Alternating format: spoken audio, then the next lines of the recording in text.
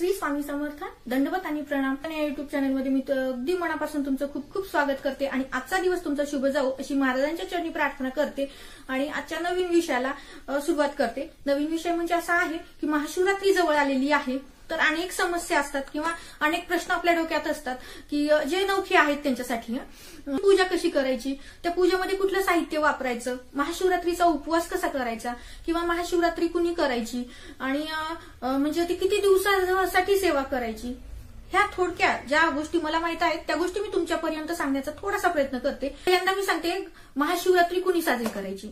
तर मैत्रिणींनो, महाशिवरात्री हा सण म्हणजे एनर्जीचा सण आहे, ऊर्जेचा सण आहे. या दिवशी आपल्या अंगामध्ये किंवा आपल्या शरीरामध्ये एक प्रकारची ऊर्जा संचारलेली असते किंवा म्हणजे ती ऊर्जा संचारलेली म्हणजे ती काही ऊर्जा अशी आपल्या शरीरातून निर्माण झालेली नाही, तर नैसर्गिक दृष्टिकोनातून म्हणजे पृथ्वी जेव्हा उत्तर गोलार्धामध्ये प्रवेश करते त्यावेळेस एक मोठी एनर्जी निर्माण झालेली असते आणि त्या एनर्जीचा आपल्या शरीराने स्वीकार करावायचा असतो. म्हणून हा महाशिवरात्रीचा सण साजरा करत असतात. खूप जण म्हणतात की पार्वती शंभूचा हा विवाहाचा दिवस आहे, तर ठीक आहे, कारण वेगवेगळ्या कथाही वेगवेगळी माहिती देतात. संसारिक लोकांसाठी वेगळी माहिती, योगी लोकांसाठी वेगळी माहिती, म्हणजे महत्वाकांक्षी लोकांसाठी वेगळी माहिती, म्हणजे वेगवेगळ्या कथेनुसार वेगवेगळे त्याचे विषय ठरलेले आहेत. परंतु आपल्याला महाशिवरात्री कुठल्याही अँगलनी जाऊ, शेवटी आपण म्हणतो की असं खा किंवा तुम्ही असं खा, घास शेवटी तोंडातच जाणार आहे. तर विषय आहे महाशिवरात्रीचा. तर आपल्याला फक्त महाशिवरात्री कशी साजरी करायची याबद्दल मी तुम्हाला सांगणार आहे. तर हा सण प्रत्येकाने साजरा करावायचा असतो. म्हणजे विधवा स्त्री किंवा म्हातारे तरुण किंवा लहान मुलं यात कुणीही सोडलेलं नाही. कुणीही हा सण साजरा करावायचा असतो किंवा या सणाचा उपवास करावायचा असतो. तर प्रत्येकाने म्हणजे ज्यांच्या शरीराला सहन होतं, ज्यांनी उपाशी राहू शकतात, त्या प्रत्येकाने याचा उपवास केला तरी चालतं. काही भागामध्ये म्हणजे घरातल्या सगळ्या वडीलधाऱ्यांचा उपवास असतो, त्यामुळं घरात स्वयंपाक म्हणजे अन्न दुसरं शिजवल्या जात नाही उपवासाच्या शिवाय. त्यामुळं त्या घरातली लहान मुलांना सुद्धा ते फराळाचंच खायला दिलं जातं की जेणेकरून त्यांच्याकडून पण हा उपवास घडतो किंवा हा सण साजरा केला जातो किंवा ह्या सणाचा महाशिवरात्रीचं महात्म्य साधून त्यांचा सुद्धा उपवास घडवून आणला जातो. म्हणजे त्यांना काहीही कळत नाही की उपवास करावायचा असतो, का करावायचा किंवा करायला हवा की नाही, या गोष्टीची कुठलीही तीळ मात्र कल्पना नसते. परंतु अनावधानाने किंवा घरातल्या वडीलधाऱ्यांनी म्हणजे आज स्वयंपाक टाळावा ह्यासाठी का होईना महिलांनी लेकरांना उपवासाचं दिलं, त्यामुळं तो लहान लेकरांकडून सुद्धा उपवास केला जातो. तर हा प्रत्येक स्तरातले प्रत्येक वयातल्यांनी हा उपवास केला तरीही चालतो आणि नाही केला म्हणजे ज्यांच्या शरीराला सहन होत नाही तर त्यांनी करू नका आणि ज्यांना सहन होतोय त्यांनी हा उपवास करावायचा असतो. तर आपण प्रत्येक उपवास हा सकाळी धरतो, सकाळ ते संध्याकाळपर्यंत म्हणजे दिवसभर करायचा आणि संध्याकाळी भरपेट जेवण करायचं, असा आपला उपवास असतो. परंतु महाशिवरात्रीचा उपवास याला काही भागामध्ये पारणं असं म्हणतात. तर ही पारणं आपल्याला म्हणजे आपण एकादशी ज्या पद्धतीने धरतो की आज एकादशी धरली तर दुसऱ्या दिवशी सोडायची, त्याच पद्धतीनं महाशिवरात्रीचा उपवास सुद्धा आज धरायचा म्हणजे महाशिवरात्रीच्या दिवशी म्हणजे उपवास सोडावायचा असतो. तर मग आता उपवास झाला, तर आता उपवास झाल्यानंतर मग आता आपण सेवा काय करायच्या. तर मैत्रिणींनो, महाशिवरात्रीच्या दिवशी तुमच्या जवळ घराजवळ जर मंदिर असेल तर निश्चित तुम्ही घरात सेवा करा आणि मंदिरात दर्शनासाठी जा. परंतु जर मंदिर लांब असेल किंवा असंही महाशिवरात्रीच्या दिवशी मंदिरात खूप गर्दी असते आणि काही स्त्रियांना असं वाटतं की आपण त्या गर्दीचा भाग होण्यापेक्षा आपण घरात मोठ्या प्रमाणात सेवा कराव्यात, त्या सुद्धा खूप उत्तमच राहतील. पण कसं मंदिराच्या ठिकाणचं महात्म्य वेगळं असतं, त्यामुळे तुम्ही शक्य असेल तर मंदिरात जा, नसेल तर तुम्ही घरामध्ये सेवा करा. तर घरात सेवा कुठल्या करायच्यात, तर तुम्ही स्वामी सेवेकरी असाल तर तुमच्याकडं म्हणजे महाराजांचं सेवेचं जे पुस्तक आहे त्या नित्यसेवेच्या पुस्तकामध्ये शिवाची सेवा सगळ्या प्रकारच्या दिलेल्या आहेत. तर त्यामध्ये शिवमहिम्न किंवा रुद्र किंवा शिवकवच किंवा महामृत्युंजय मंत्र किंवा शिवनामावली यापैकी जेवढ्या तुम्हाला शक्य आहेत सगळ्यात झाल्या तर अतिउत्तम. आता हे जे स्तोत्र आहेत ते संस्कृतमध्ये सुद्धा आहेत आणि प्राकृत भाषेमध्ये म्हणजे मराठीमध्ये सुद्धा आहेत. तर तुम्ही संस्कृत मधले केले तर अतिउत्तम. जर संस्कृत उच्चार तुम्हाला फुटत नसतील तर अशा वेळेस तुम्ही ते मराठीतून जरी केले तरीही अतिउत्तम. कारण शेवटी भाव महत्वाचा आहे. जिथं श्रद्धा आहे तिथंच म्हणजे देव आहे असं म्हणतो. तुम्ही भाव ठेवून सेवा करा, कुठलीही सेवा करा.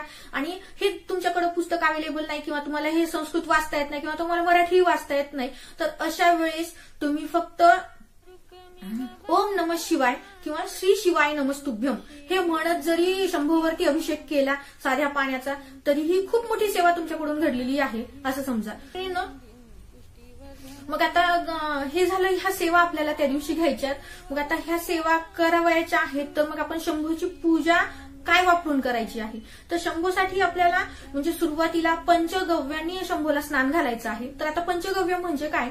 पंचगव्य म्हणजे पहिलं गाईचं तूप, नंतर गाईचं दूध, गाईचं दही म्हणजे गाईच्या दुधापासून बनवलेलं दही, शेण आणि गोमूत्र, ह्या 5 सगळं एकत्र करून ह्या पंचगव्यांनी शंभूला स्नान घालायचं आहे.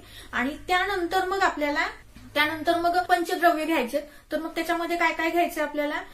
गाईचं कच्चं दूध घ्यायचंय, तापवलेलं पाणी किंवा तापवलेलं दूध शंभूच्या अभिषेकासाठी कधीही वापरत नाहीत किंवा कोमट पाणी सुद्धा वापरायचं नाही. काही भागामध्ये वापरतात, जो तेलकट तुप्पटपणा आहे तो जाण्यासाठी काही जण ह्या विचारांनी वापरत असावेत, परंतु गरम पाणी कधीही वापरायचं नाही किंवा कोमट पाणी वापरायचं नाही, तर शुद्ध स्वच्छ पाणी. मग जर तुमच्याकडे गंगाजल असेल तर उत्तम, गंगाजल नसेल तर तुमच्याकडे जे नळाने पाणी येतं ते तुम्ही वेगळं भरून ठेवा किंवा तुमच्याकडे बोर असेल तर बोरचं ताजं पाणी तुम्ही काढून घ्या, ते साधं पाणी वापरायचे. त्यानंतर मग पंचगव्यांनी जेव्हा आपण स्नान घालतो त्यानंतर मग आपल्याला नंतर दूध, दही, तूप, मध, साखर हे 5 पदार्थ वापरून पुन्हा नंतर त्या शंभूवरती अभिषेक करावायचा आहे. आणि मग हा अभिषेक, आणि हे अभिषेक करताना जे मी तुम्हाला सांगितलं, रुद्र म्हणायचं, शिव महिम्न स्तोत्र म्हणायचं किंवा शिव कवच म्हणायचं किंवा शिव नामावली म्हणायचं किंवा महामृत्युंजय मंत्राचा जप करत हे, किंवा यातलं काहीही येत नसेल तर ओम नमः शिवाय साधं म्हणायचं किंवा श्री शिवाय नमस्तुभ्यम या मंत्राचा जप करत आपल्याला याच्यावरती अभिषेक करावायचा आहे. मग हे स्वच्छ पाण्याने अभिषेक करून घ्यायचा आहे. तर गंगाजल जर तुम्हाला म्हणजे घरी नसेल आणलेलं तर तुम्ही कुठल्याही धार्मिक दुकानामध्ये, आध्यात्मिक दुकानामध्ये तुम्ही जर विचारलं तर तिथं तुम्हाला अवेलेबल होईल, ते विकत तुम्ही आणायचंय. तुम्ही मोठी बॉटल जरी नाही आणली, छोटी बॉटल आणा, तुमच्या साध्या पाण्यामध्ये ते मिक्स करा आणि त्या पाण्याने तुम्ही जलाभिषेक शंभूवरती करा तरीही चालतो. महाराज ते स्वीकारतील. फक्त भाव मनीचा स्वच्छ असायला हवा. भाव जिथं स्वच्छ आहे तिथल्या श्रीकृष्ण महाराजांनी विदुराच्या कन्या स्वीकारल्या. म्हणजे दुर्योधनाकडचं पंचपक्वान्य न स्वीकारता किंवा म्हणजे दुसरं काहीही पंचपक्वान्य न स्वीकारता त्यांनी विदुर एक म्हणजे गरीब जरी असला तरी तो खूप चांगला भक्त होता आणि त्याचा जो भाव होता तो भाव शुद्ध होता, त्यामुळे त्याच्या कन्या सुद्धा त्यांनी आवडीने खाल्ल्या. त्या पद्धतीनं शंभू सुद्धा आपला भाव स्वच्छ ठेवा. तुमच्याकडे पंचगव्य नसेल तरी चालेल, तुमच्याकडे तूप, मध, साखर हे जरी नसेल तरी चालेल, स्वच्छ पाण्याने अभिषेक केला तरीही चालतो. फक्त भाव स्वच्छ ठेवा आणि त्या पाण्याचा जल अभिषेक करा, तो सुद्धा शंभूला खूप प्रिय आहे. त्यानंतर आता हे झालं स्नानाचं. मग आता हे स्नान झाल्यानंतर एक स्वच्छ कपडा घ्यायचा आणि मग शंभूला पुसून घ्यायचं आणि आपण जिथं त्यांचं आसन केलेलं आहे त्या आसनावरती त्यांना ठेवायचं. आणि त्या आसनावरती ठेवल्यानंतर पहिल्यांदा आपल्याला जे तुम्ही म्हणजे देवाला जे एक तुमच्याकडे जे तेल आहे, सुगंधित द्रव्य जे आहे ते सुगंधित द्रव्य एक कॉटन घ्यायचं, त्या कॉटनला थोडंसं ते तेल लावायचं आणि ते शंभूला पूर्ण लावून घ्यायचं. आणि ते लावून झाल्यानंतर एक कापसाचं आपल्याला वस्त्र करायचे आहेत. तर कापसाचे वस्त्र कसे, आपण गणपतीला किंवा महालक्ष्मीला करताना हळद कुंकू लावतो, परंतु शंभूचे जेव्हा वस्त्र करायचे तेव्हा हळद कुंकू नाही लावायचे, तर ते पांढरे शुभ्र असले पाहिजे, ते वस्त्र व्हायचं. काही जण वस्त्र शेवटी वाहतात, बेल फुल वाहिल्यानंतर वस्त्र वाहतात, परंतु माझ्या मताने म्हणजे मी असा विचार करते की आपण आंघोळ झाल्यानंतर पहिले कपडे परिधान करतो आणि नंतर बाकीचा मेकअप करतो.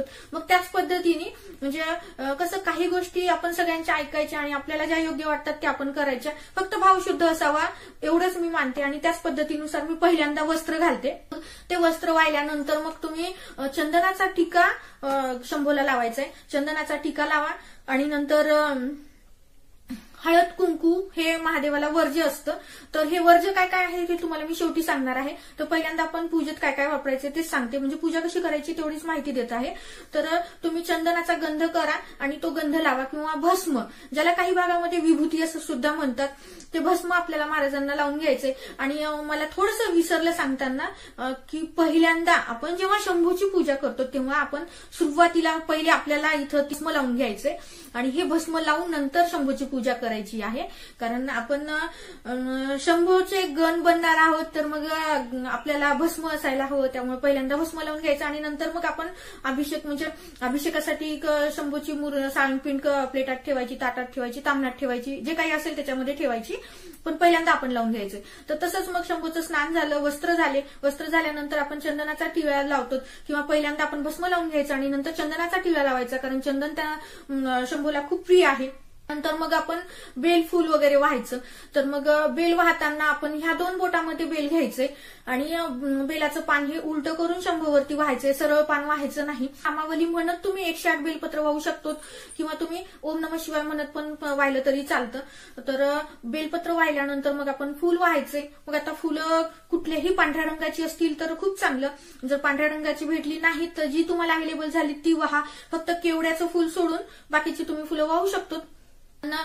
केवड्याचं फूल हे ब्रह्म आणि विष्णू यांच्या भांडणामध्ये महादेवांचा त्यांनी विरोध केलेला होता, म्हणून तेव्हापासून केवड्याचा म्हणजे पूजेमध्ये महादेवाचा समावेश नसतो, म्हणून केवड्याचं फूल नाही व्हायचं. तर ते फूल वर्ज करून बाकीची पांढरी फुलं तुम्ही कुठलीही वाहू शकतो. भेटलं तर ते फळ तुम्ही वाहा, कारण बेलाचं फळ सुद्धा शंभूंना खूप आवडतं.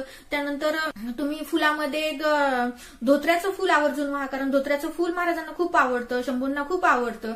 तर मग हे धोत्र्याचं फूल किंवा धोत्र्याचं फळ तुम्ही वाहू शकता.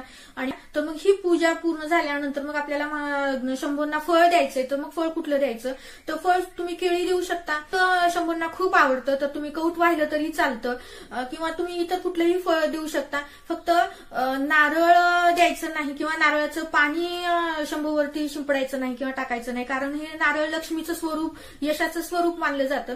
त्यामुळे आपल्याला न वाहता बाकीचे कुठलेही फळं शंभूंना द्यायची आहेत. तर मग आता ही झाली आपली सविस्तर पूजा. तर पूजेमध्ये आता आणि त्यानंतर मग तुम्ही म्हणजे अक्षदा या अखंड असाव्यात आणि त्यांना लाल कुंकू, हळद वगैरे काही लावलेले नसावं. पांढऱ्या शुभ्र अक्षदा त्या थोड्याशा ओल्या करून, महादेवाला आपण जे जे वाहतो ते सगळं थोडंसं ओलं करून व्हायचं. बेल सुद्धा आपण पाण्यात बुडवूनच वाहतो, फुलं सुद्धा पाण्यात बुडवून, आणि आपण जे फळ वाहतो ते सुद्धा पाण्यात बुडवून व्हायचं असतं.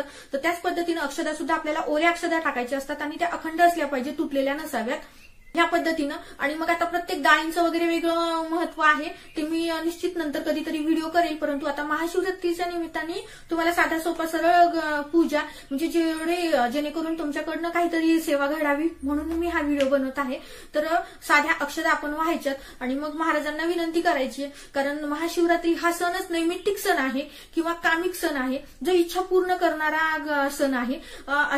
असं मानतात की ज्यांच्या खूप काही इच्छा आहेत, त्या खूप काळापासून अधुऱ्या आहेत, त्या पूर्ण होत नाहीत, तर त्या पूर्णत्वास जाण्यासाठी आपण महाशिवरात्रीचा उपवास करून महाराजांना साकडं घातलं किंवा शंभूंना साकडं घातलं तर निश्चित तुमच्या इच्छा पूर्ण होतात, अशी मान्यता आहे. असं म्हणतात महाशिवरात्रीचा उपवास केल्याने होतं. आणि कुमारिका मुलींनी जर महाशिवरात्रीचा उपवास केला तर त्यांना भोळ्या शिवासारखाच पती मिळतो, असं सुद्धा मानलं जातं. म्हणून खूप कुमारिका किंवा खूप म्हणजे मुलं मुली लग्नाच्या पूर्वी महाशिवरात्री सण म्हणजे अतिउत्साहानं उपवास करून सेवा वगैरे करतात. तर आणि ज्यांना असाध्य रोग आहेत त्यांनी सुद्धा म्हणजे उपवास करून ह्या सेवा केल्या तर त्यांच्या असाध्य रोगांवरती सुद्धा मात होते, असं सुद्धा मानलं जातं. ही अशी साधी भोळी सेवा आहे महाशिवरात्रीच्या दिवशी करावयाची. तर ही झाली आपण पूजा काय करायची, फळ काय व्हायचं, हे सगळं झाल्यानंतर मग आता आला प्रश्न परत उपवासाचा. तर उपवास करणाऱ्यांनी काय खायचं, तर शंभूच्या कुठल्याही उपवासाला फराळ करावयाचा नसतो, तर फक्त आपण फळ आणि दूध घेऊ शकतो. परंतु बऱ्याच जणांना म्हणजे आता बीपीचा वगैरे त्रास असतो, कारण खूप आणि धावपळीचं मध्ये म्हणजे जॉब करणारे असतात, त्यांना अपडाऊनचा त्रास असतो, त्याच्यामुळे उपाशी राहणं शक्य होत नाही. त्यामुळे तुम्ही फराळ करू शकता. जर तुम्ही घरी राहत असाल आणि तुमची इच्छा असेल की आपल्याला कडक व्रत करायचं आहे तर अशाने फक्त फळ आणि दूध घ्यायचं आणि संध्याकाळी सुद्धा फळ दूध घ्यायचं आणि दुसऱ्या दिवशी उपवास सोडावायचा. आणि ज्यांना फराळ करायचा आहे त्यांनी साबुदाणा खाऊ शकता, परंतु भगर खायची नाही. कुठल्याही सोमवारच्या उपवासाला आपण भगर खात नसतो. तुम्ही साबुदाणा किंवा फळं खाऊ शकता, तुम्ही दूध घेऊ शकता आणि त्यासोबतच दुसऱ्या दिवशी हा उपवास सोडावायचा आहे. तर दुसऱ्या दिवशी तुम्ही काहीही म्हणजे सात्विक अन्न तयार करा. त्यामध्ये तुम्ही म्हणजे शंभूसाठी मलिदा केला तर अतिउत्तम, कारण शंभूंना मलिदा खूप आवडतो. तर मलिदा म्हणजे काय त्याचं मी तुम्हाला थोडक्यात सांगते. गरम पोळी घ्यायची, त्याच्यावर तूप आणि गूळ टाकून त्याचा कुचकरा करायचा आणि त्याचा लाडू बनवायचा, याला मलिदा म्हणतात. तर ऍक्च्युअल मलिदामध्ये पोळी लाटल्या जात नाही, तर ती हातावर थापायची असते. परंतु हातावर जर थापणं शक्य नसेल तर तुम्ही पोळी लाटून केली तरी चालतो, कारण मलिदा शंभूंना खूप आवडतो. तर ह्याचा आवर्जून नैवेद्यामध्ये समावेश करा दुसऱ्या दिवशी. तर आपण फळच वाहिलेली असतात उपवास असल्यामुळे, त्यामुळे दुसऱ्या दिवशी तुम्ही नैवेद्यामध्ये मग बाकीचं दुसरं इतर गोड काहीही केलं, तुम्ही काही पंचपक्वान्य केलं तरी चालतं, पण सात्विक आहार असावा. आणि महाशिवरात्रीच्या दिवशी मांसाहार वर्ज्य असावा. ज्यांनी उपवास केला त्यांच्यासाठी तर चालतच नाही, प्रश्नच नाही. परंतु घरामध्ये जर उपवास कुणी केलेला नसेल त्यांनी सुद्धा मांसाहार वर्ज्य करावा, कारण आपण एक धार्मिक अधिष्ठानातून, आध्यात्मिक अधिष्ठानातून सण व्रत वैकल्य करत असतो. तर मग यावेळेस कुठल्याही प्रकारचं पाप नको, कारण मांसाहार खाणं म्हणजे माझ्या दृष्टिकोनातून एक पापच आहे, कारण आपण मुख्य जनावरांना मारून ते खातो.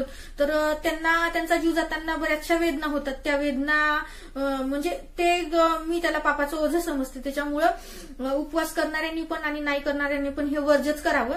नेहमीच केलं तर अतिउत्तम, पण नेहमी जर करत नसाल तर तुम्ही व्रत काळामध्ये सुद्धा केलं तरी चालतं. तर ही अशी साधी सोपी माहिती होती. जर आवडली असेल आणि ह्याच्यात काही चुका झाल्या असतील किंवा काही माहिती राहून गेली असेल तर क्षमस्व, कारण मला जेवढा आता म्हणजे व्हिडिओ तो खूप मोठा होत चाललेला आहे आणि माहिती आणखीन बरीचशी द्यायची राहिलेली आहे, हे सुद्धा मी मान्य करते.